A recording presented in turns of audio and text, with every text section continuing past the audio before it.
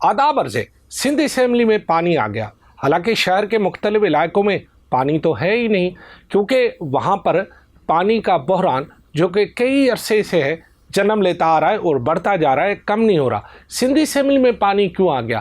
क्योंकि सिंध असम्बली में पानी को आना ही था, इसलिए कि वहाँ अल्फाज की बरसात हो गई, वहाँ शोर की वजह से पानी जमा हो गया और इस शोर के पानी ने लिया वहाँ पर एक मछली मार्केट को जन्म। सिंध असम्बली में आज पानी की कमी को लेकर ऐसे अल्फाज अदा किए गए जो कि कमी सुनने में मिलते हैं। ब्लैकमेलिंग के अल्फाज, पानी दो के अल्फाज, गो के अल्फाज, जो सिंध असम्बली के आर्डर ऑफ डे की कापियाँ फाड़ कर हवा में उड़ाना।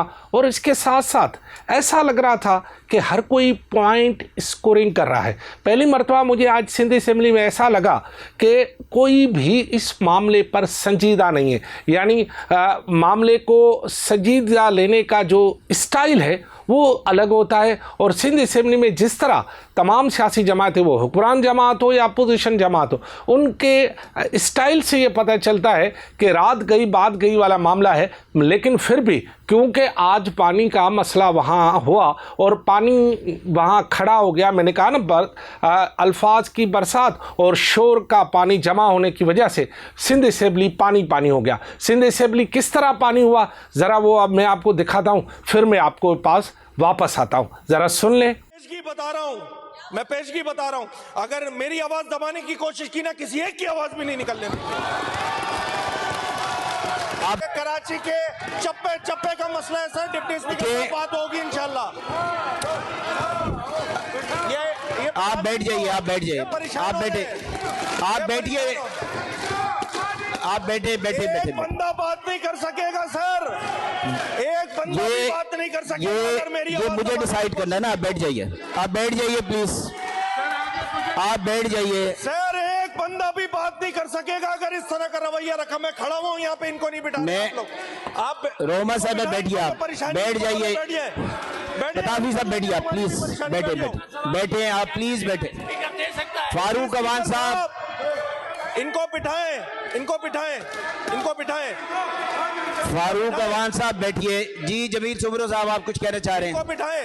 ये मेरा माइक खुला है, आपने मुझे बोला भाई ये कैसे बात करें? तो आप बात करें ना, बात करें। डिप्टी स्पीकर साहब, इनको बता दें, मैं पेशगी बता रहा हूँ, मैं पेशगी बता रहा हूँ। अगर मेरी आवाज दबाने की कोशिश की ना, किसी एक की आवाज भी नहीं निकलने देंगे।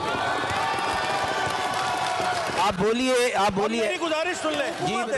ये भूल जाते हैं कि जो धाबेजी वाली लाइन टूट गई है तो उससे कराची वालों को पानी मयसर नहीं है, शहर करबला का मंजर पेश कर रहा है। तो खुदारा इस पे कोई हुकूमती लाइन तो पेश की जाए। साहब, मैं ये अर्ज करना चाहता हूँ, ये इस असेंबली की हिस्ट्री में कभी नहीं हुआ।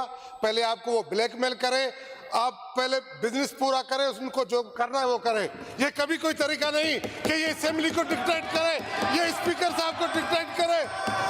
बैठे बैठे बैठे, तशरीफ रखें। क्वेश्चन नंबर 1314 दानियाल साहब। आंसर में भी टेकन एज ए रेड नहीं करना चाह रहे। Question number 1330 miss Arooba Rubani साहबा। आंसर में भी taken as a read. Question number 1331 miss Arooba Rabbani. कि हाँ हम इस पे काम कर रहे हैं, कल आज दोपहर तक हो जाएगा, कल शाम तक हो जाएगा, कम से कम लोगों को सेटिस्फेक्शन तो मिले। ये फकत इतनी सी बात थी जो करना चाह रहा था, जो इसके बाद का जी बहुत ठीक है। सेकंड सप्लीमेंट्री करना चाहेंगे आप? बिल्कुल करना चाहूंगा जी, बोलिए। सेकंड सप्लीमेंट्री आप सवाल करें, सप्लीमेंट्री सवाल करें। इलेक्ट्रिक पे आपसे बात कर रही है, बात करें मेहरबानी करके।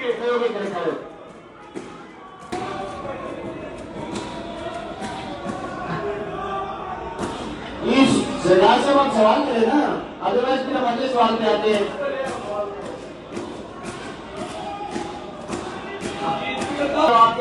आप सवाल करें। सर मेरा सवाल ये है कि मिनिस्टर साहब ने की तरफ से बताया कि 27 बिलियन जो है वो वसूल हुए कराची के बड़े फिशरीज के लिए, एनसीआई पर हुए। इस रकम में से भाई मिनिस्टर साहब, सर मैं आज कर दूं, ये जो है वो गवर्नमेंट के अकाउंट में पैसे जाते हैं जो हमें रिकवरी होती है। ये गवर्नमेंट के तरफ से या फिर ग्रांट की सूरत में जो पैसे मिलते हैं वो खर्च करते हैं। ये गवर्नमेंट कराची के शहरियों को पानी दिलाना है तो ये नाकाफ़ी है। ये अंदाज़ फ़िक्र ठीक है, अपना एहतजाज रिकॉर्ड तो कराना होता है, लेकिन इससे कराची के शहरियों को पानी नहीं मिलेगा।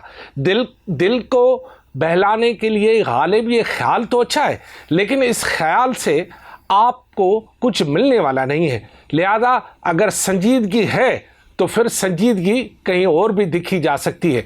अगर वाकई कराची के शहरियों को पानी के मुतालबे का मसले का हल करना चाहिए तो फिर कराची की सबसे बड़ी सियासी जमात कराची वाटर बोर्ड सेवरेज, जो कराची कॉरपोरेशन की शक्ल अख्तियार कर गया है, उसके हेड ऑफिस के सामने भी जमा होना चाहिए था। अगर वाकई कराची की सबसे बड़ी सियासी जमात इस मामले पर इतना संजीदा है तो फिर बात गई आई गई, सुना, हंगामा किया, यूं किया वो किया, फिर देखना जब अब सिंध असेंबली का इजलास होगा तो ऐसा लगेगा कि जैसे इन्होंने कुछ किया ही नहीं था।